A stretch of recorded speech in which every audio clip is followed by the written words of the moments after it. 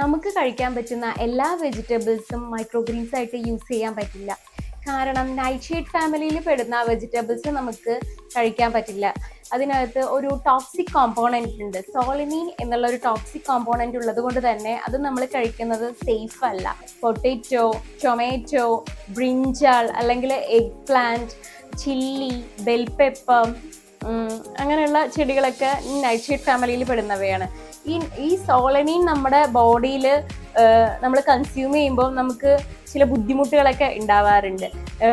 നമുക്ക് തലകറക്കം വരും, വയറിളക്കം വരും, ഛർദി, അതുപോലെ തന്നെ ഫീവർ, അങ്ങനെയുള്ള അസ്വസ്ഥതകളൊക്കെ ഈ ഒരു കെമിക്കൽ നമ്മുടെ ഉള്ളിൽ ചെല്ലുമ്പം നമുക്ക് പ്രൊഡ്യൂസ് ആവും.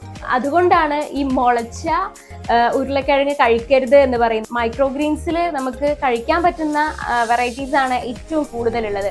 റാഡിഷ്, ബ്രൊക്കോളി, സൺഫ്ലവർ, ബീട്രൂട്ട്, ബോക് ചോയ്, അതുപോലെ തന്നെ അൽഫാൽഫ, അങ്ങനെ ഒരുപാട് മൈക്രോഗ്രീൻസ് നമുക്ക് കഴിക്കാൻ പറ്റുന്നവയാണ്.